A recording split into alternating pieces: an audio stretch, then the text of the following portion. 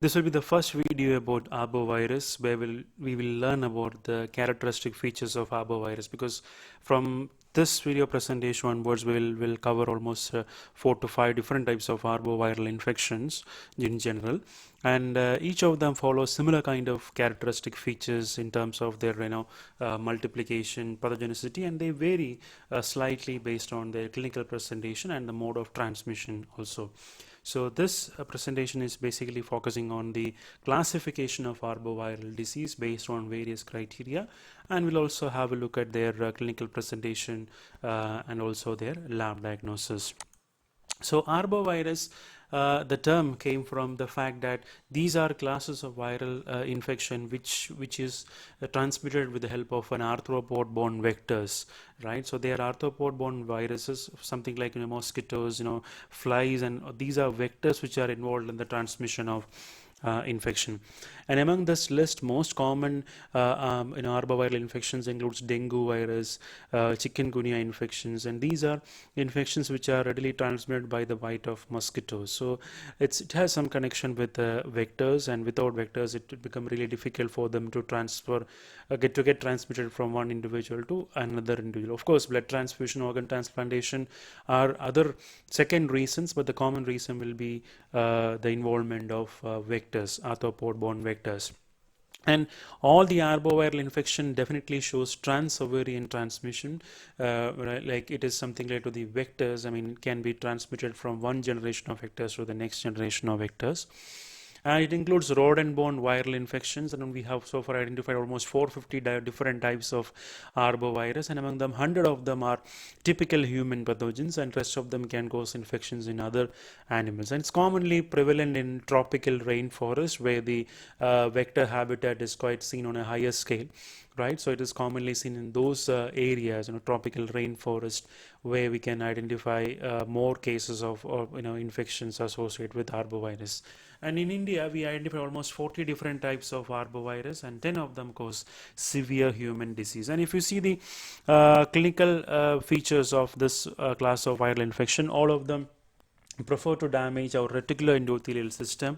They can cause severe breakdown of our RBC, and it leads to a multi-system failure on a general aspect. I mean, they won't. What they basically do is that they'll come to our body. They may damage our RES cells and even organs, reticular endothelial system organs and cells, and they cause severe damage to our immune system and to other functions of the body, because it can break down RBC or can bring down their number. It can cause anemia conditions and bleeding disorders, and all these things we will learn in the following presentations. Now, talking about the classification of arbovirus, this can be a short note for you. Classification of arbovirus. We can classify based on various criteria. The common criteria includes based on the physical and chemical features. So based on physical and chemical features, we can classify them as alpha virus, flavivirus, bunia virus, reovirus, and these are taxonomic classification based on the physical and chemical features. All of them will follow a same morphological, almost same common morphological features. They are RNA virus, right? So they got some surface receptors which can enable them to show tropism. All these things will be same, but based on the minor differences in terms of their chemical nature, chemical properties, especially in terms of their protein structure, they shows variations, and they are classified into 4 different types: alpha, flavi, bunia, and reovirus.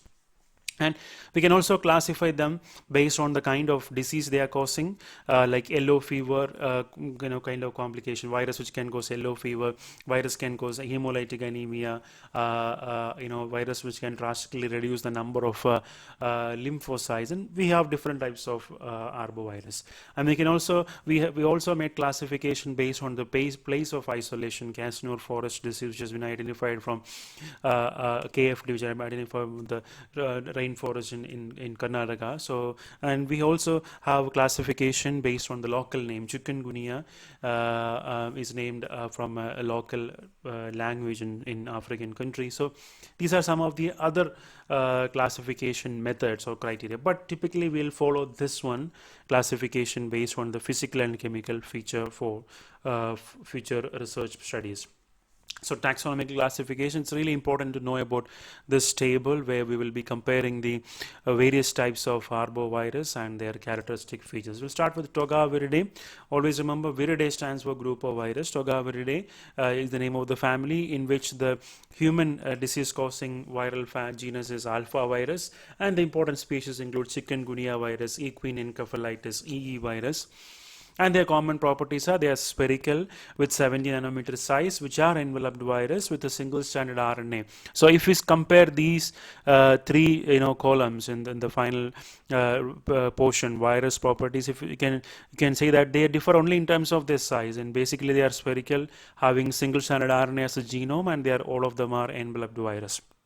Now, Flaviviridae, the genus is Flavivirus, and the disease-causing species includes dengue, Japanese bee encephalitis, Casnur forest disease, yellow fever virus. All those comes under Flaviviridae family.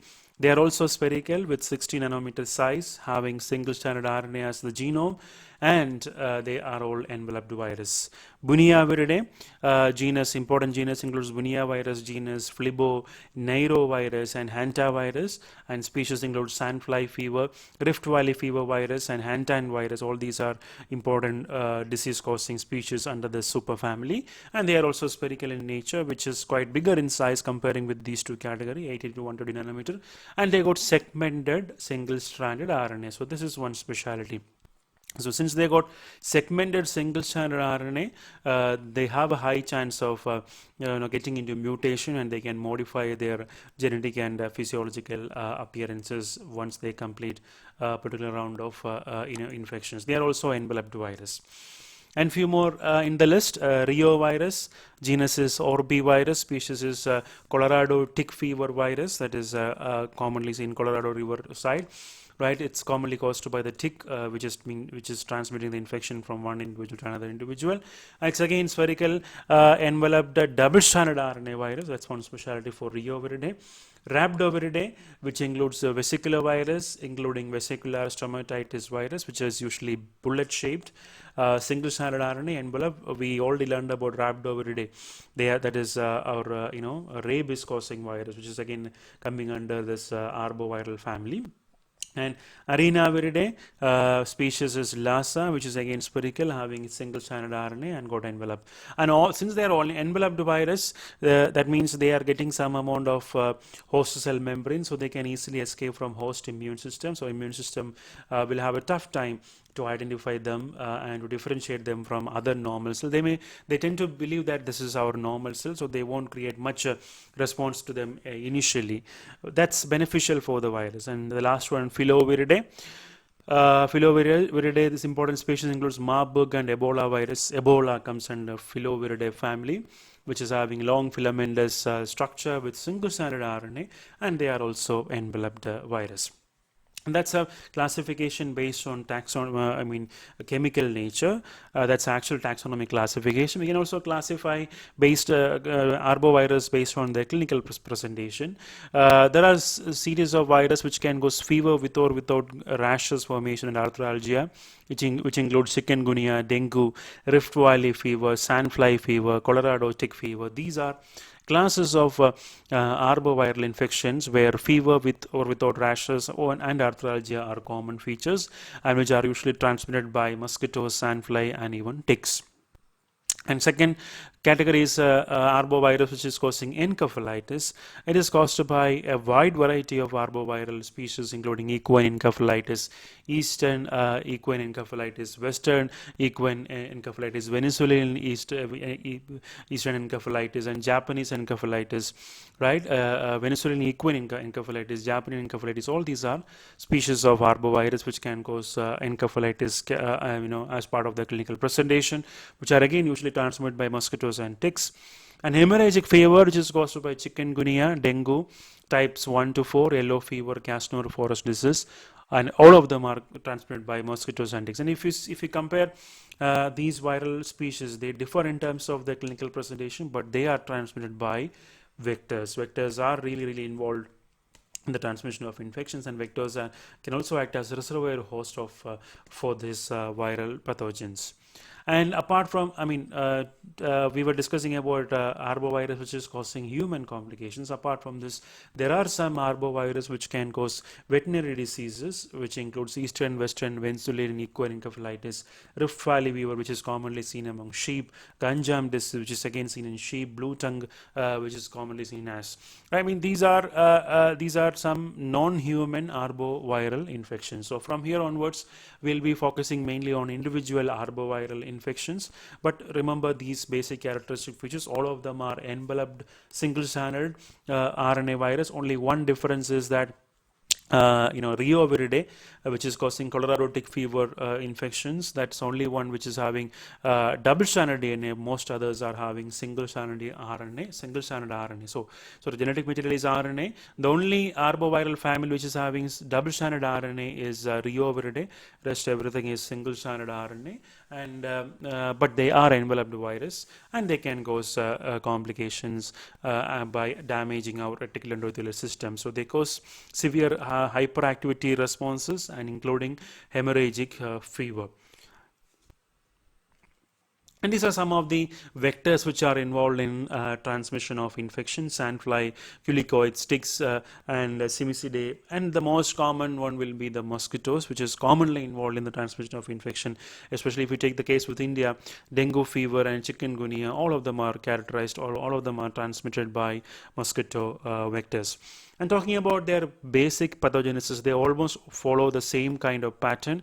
Virus usually enters our body through the virus containing vectors by the bite. During the bite, or at the time of blood meal, they will inject some number of viral particles also into human body along with their saliva. And the virus enters through the bite of insect vectors.